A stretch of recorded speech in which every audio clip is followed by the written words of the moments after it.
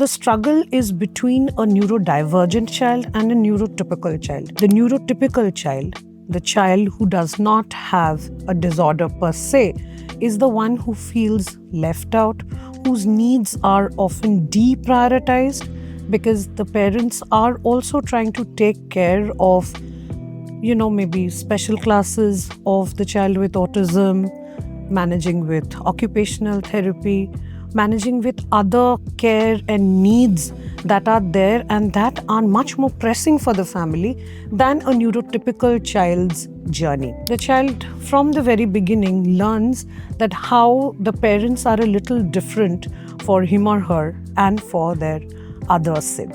So that becomes quite a challenge and becomes an issue going forward.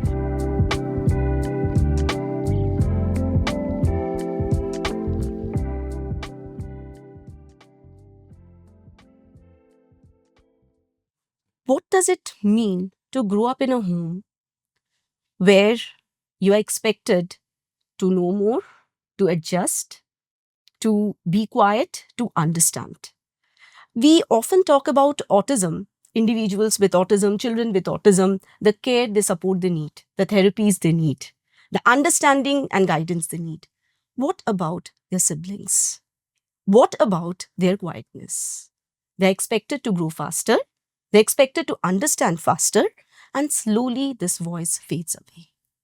So yes, the ones who wait a little longer, who understands a little earlier, and who are expected to understand and take care of their autistic sibling may be lifelong. Welcome to another episode of India Autism Center, a space where we talk about autism with honesty, care, and compassion. I'm your host for this session, Ms. Pooja Datta, and today, to guide us through this very crucial topic about siblings, we are having with us Dr. Srimoyee Torupdar ma'am. She is the Assistant Professor of Psychology, West Bengal State University, and a leading clinical psychologist with over 20 years of experience across academic, clinical, academic, and organizational settings. Dr. Torupdar has also been trained in creative art therapies from the University of Haifa, Israel. So, welcome, ma'am.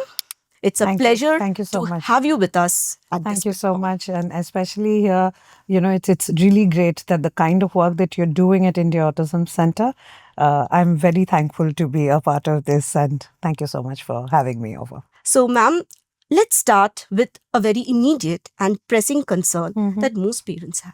From your experience, what are the most often overlooked struggles that siblings in families of individuals with autism they go through, and how do they become the silent sufferers in these households? Right. Pooja, the major problem here is that my work, and this is, 20 years ago, this was my master's level term paper, and I had worked on the healthy siblings of children with autism. And what I saw that the sibship, which is healthy and has a lot of resentment even for the children that are, always suffering because of the disability in the family. The parental time gets divided. Their attention, the parents' attention is mostly towards the child whose needs are different, divergent from, a neurotypical child. So the struggle is between a neurodivergent child and a neurotypical child. The neurotypical child, the child who does not have a disorder per se, is the one who feels left out, whose needs are often deprioritized because the parents are also trying to take care of, maybe special classes of the child with autism, managing with occupational therapy, managing with other care and needs that are there and that are much more pressing for the family than a neurotypical child's journey. So the child, right from the very beginning, also it depends on the, order of birth. The child from the very beginning learns that how the parents are a little different for him or her and for their other sib. So that becomes quite a challenge and becomes an issue going forward. So we have seen, even in my work, that their stressors are much more. But again, a very important thing is that although their experience of stress is more, they also are more resilient.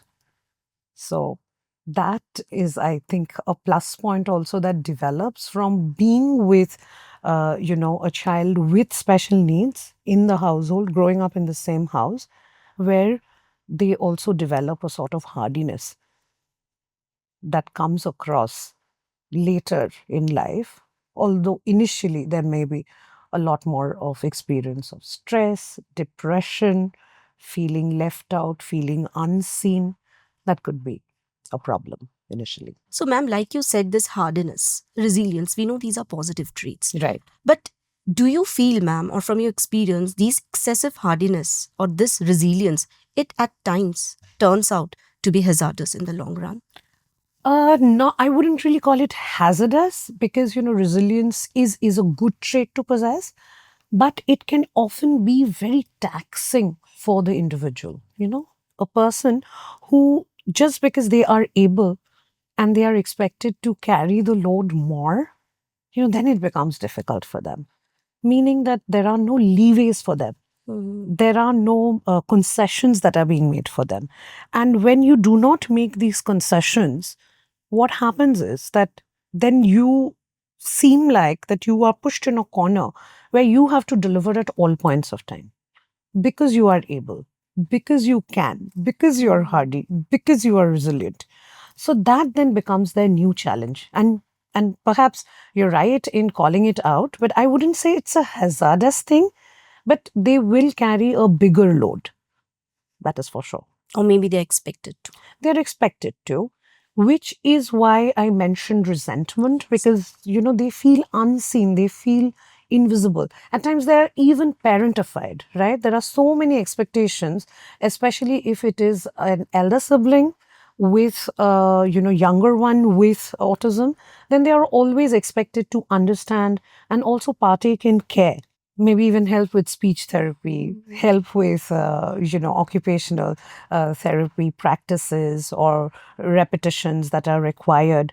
So all of that can become challenging for them because it also takes them away. Although they are neurotypical, it takes them away from a neurotypical developmental pattern that they see other friends enjoying, or that they see other children their age doing with their siblings, and they tend to miss that also. So, ma'am, parents, they expect their siblings, the typical ones, to be more understanding, to be Yes. more balanced. Yes. So, is it not that is to be done, the parents, they shouldn't? Or rather, how to approach to this? Because they have to be understanding for the other sibling who needs a lot of support. How do they go about it? You see, the major challenge for parents is that they have a child who is neurodivergent, and that seems like a bigger problem to them, right? So, all that they can expect from the neurotypical child is to adjust. But one has to remember that the child is not perhaps at the developmental stage or at the age to be able to understand the ramification of that, of the expectations that are being placed on him or her. So that is when they revolt. A good idea for parents would be to have a conversation with them and also to take out some one-on-one time with the neurotypical child. So, like, say, for example, the mother always accompanies the neurodivergent child for speech therapy lessons. So, why not take the typical child for the swimming classes one on one, or have a time of the week earmarked for some one on one fun time, maybe, a play date or a game zone thing that could be planned, something that they enjoy. And they look forward to that then, thereby keeping a balance. That, maybe Saturday evenings are my time with you. Then the child knows that, I'm going to get my Saturday evenings. and maybe my brother and sister is going to get the mother for the other 3 days. So the parents can come to that, and also it helps if you are seeking social support, from others, from friends, family, other well-wishers, where you could ask them to partake and to help out with your child, thereby, making space for people with different needs than yours, and also making the environment more inclusive. So, ma'am, like you said, the parents. So it's their collective responsibility since if there are two people. Yes. So, ma'am, again coming to that dynamics, parental unity, Yes. relationship between parents, especially when they are not responsible for one, Yes. they are responsible for two or maybe many. Yes. So what is your take on it? How would you convey this, that parental unity? See, that's a no-brainer there, because it has to come across like that, and that is the best possible way to deal with child rearing, because child rearing is not just the mother's responsibility, not just the father's responsibility. It is a dual responsibility that parents have to take care of their children. But it is very important to remember, it's their children that we are talking about. It is not a specific child. So the neurotypical child is also a child who also has needs, who is also a minor, who also will have, their priorities. They cannot be overlooked in this equation.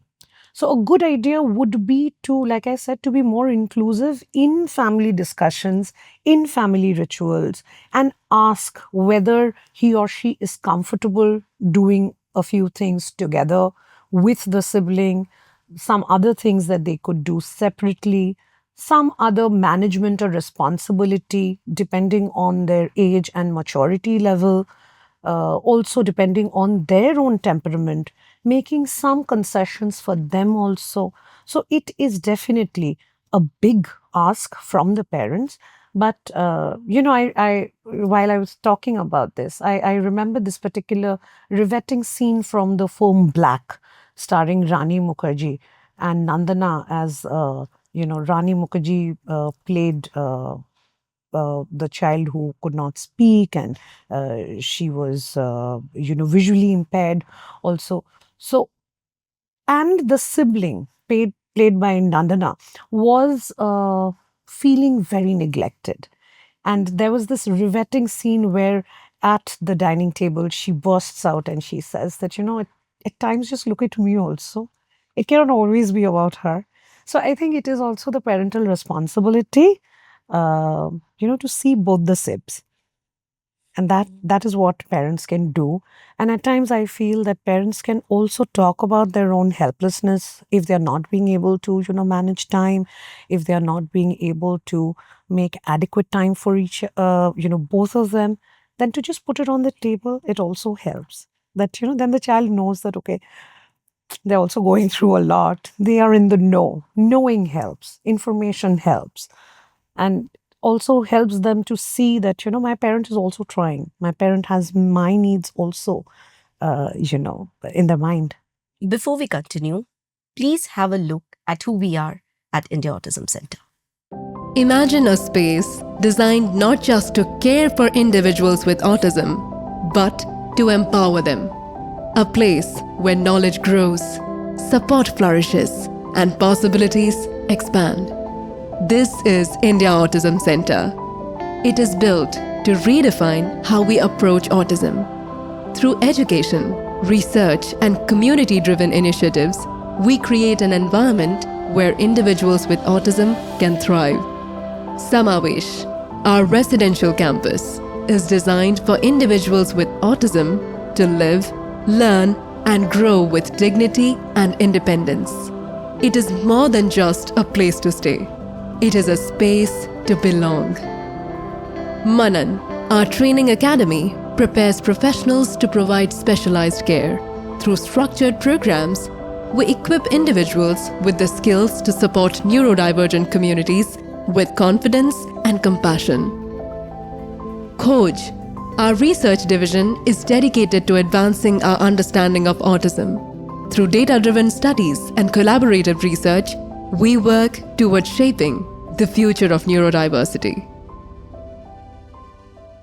coming back to the podcast.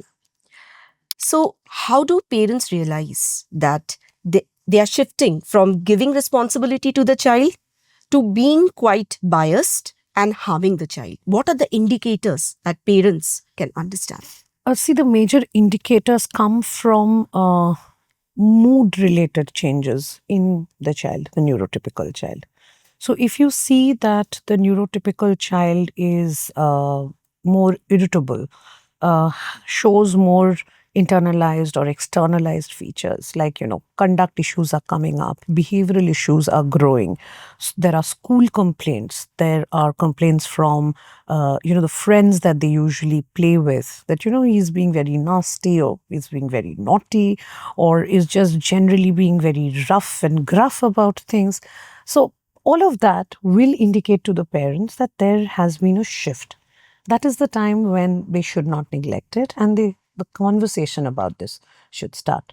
It can also be reflected in a general drop in grades, not doing well in school. I mean, not just in terms of behavior, but in terms of their performance, or all that they are good at. So if you see a shift from how they generally are, their own patterns, and there is a shift from that pattern, that is an indicator, for the parents. And if it persists for maybe over 2 to 3 weeks, then it's not just one or a one-off thing. It is something which is continuing beyond a certain limit or level. And then you sort of, again, discuss it, talk about it, you focus on it, and you focus on the neurotypical child and their challenges. I remember a particular incident where while I was working with, the sibship, I was working with siblings that are healthy. And I remember there was this one incident that one of them had shared, that, that they were called for a family function.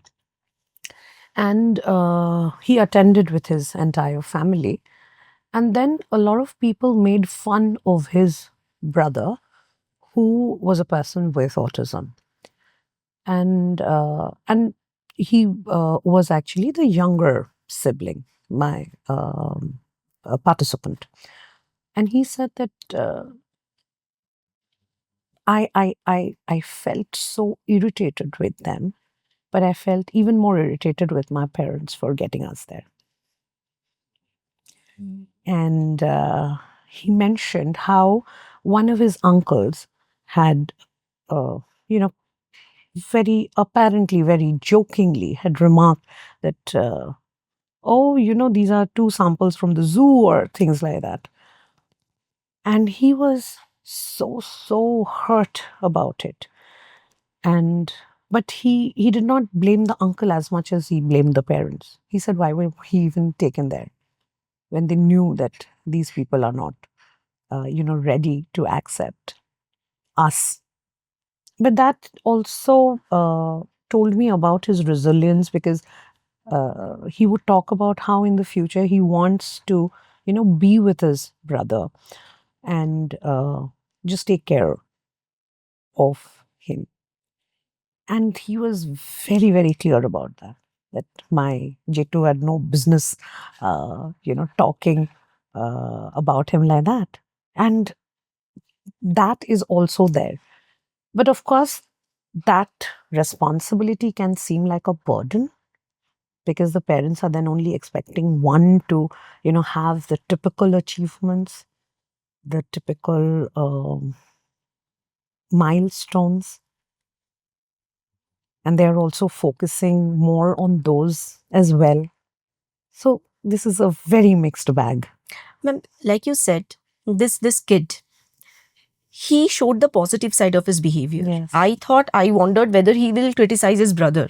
For you, Yes. I'm in this Yes. position. There was no Yes. blame game. It was upon parents. Yes. So, ma'am, the other way around, how do we empower parents so that they can empower their neurotypical children, to see that this situation? happened. See, I said that there was blame for the parents, but there was only a lot of love for the child. It's because the parents had always, they were actually I remember this is way, way back. Like I said, my papers have been published in 2004 and 5. So this is 20 years ago.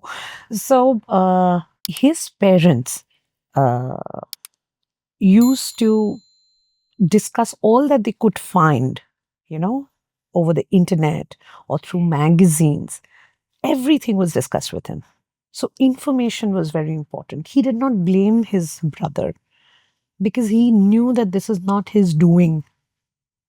So he understood that as a condition. There was no blame because of that. And it was also because of the parents that he understood that they are a unit, Hmm. that all of them were a unit. He blamed his parents because he thought that, that, perhaps they should have guessed that there was lack of sensitivity and we could have totally avoided going there. The parents obviously had no idea. And when they later on confronted uh, this particular person, the uncle, he said, "Oh, I was joking." That was the lack of their information level and sensitivity. But this also came about because the parents were constantly talking to the neurotypical child, that he not only saw this as his responsibility, he saw this as a reflection of his bond to be with, the neurodivergent one or the child with autism. So, on this similar line, ma'am, about this embarrassment. So, there will be situations where there will be a lot of embarrassments Right. for the siblings as well. Absolutely. How do parents empower the children beforehand? Strategies, Right. 3 such important strategies to prepare them and to positively, constructively face these embarrassments. It is very difficult, okay, because often parents themselves do not have any idea of how to face it, because at times it is so insensitive, it is so scathing, the remarks are so uninformed, or it's laced with a lot of resentment or blame, that it is difficult. I think it is most important to understand that you do not have to respond. I think that is the best strategy to teach them also, that you do not need to respond to everything that is being said. The second thing I would suggest is to humor it, to point out resources that they could, benefit from. They could suggest, check out the podcast by India Autism Center if you want to know more. Things like that, Or at times, well timed uh, exit policies where you just know when to. It's not even just to not react. At times, that is not enough, but to exit. Because you're having a conversation or responding, you're just dignifying a conversation that is not really respectful. Mhm. So I suggest that you just stay away from it. Like the way in which uh, any person deals with trolls or, mindless criticism. Mhm. You do not always have to respond. Who are you trying to convince otherwise, if they are convinced that they know everything, right? So you avoid having that conversation, you humor it, or you just do not dignify it with a response. To the audience out there, if you are watching this video and finding it to be meaningful and insightful, please share the video as much as possible to the ones who need it. Ma'am, whatever you said is truly insightful, because these are the topics it's hardly touched upon. But nowadays we are talking about it, that siblings matter. Right. Even their mental health matters and they need to speak Absolutely. out. Yes. So based upon that, ma'am, few final words to the siblings watching there who can relate with this session. Right. I think to the siblings, I would like to say that, you are doing a fantastic job. But the world is a place which needs to be more inclusive. They are learning from you. They are looking at you at all points of time. Be great role models. You know how the spectrum operates. There are so many people in the world who are on the spectrum, who are a little different from the ordinary. You have lived experience that is going to be with you throughout, more and more people will seek your help and learn from you and your journey. So you're doing a good job. You're also being seen. You are acknowledged. You are out there and doing it how the world should respond, and you are living that life. So, yes, you need to be very proud of your own journey and acknowledge that the world should have space for all kinds of people. And we should not be very narrow in our outlook. We have to be more inclusive. Thank you, Shrimui ma'am. It really matters a lot. Thank you for sharing your experiences and your expertise with us. Thank you so much, Pooja.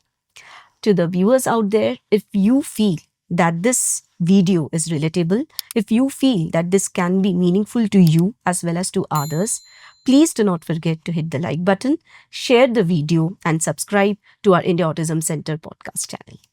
Thank you so much. Until such next enriching video comes up, please do watch the video that is popping up onto your screen. Thank you so much.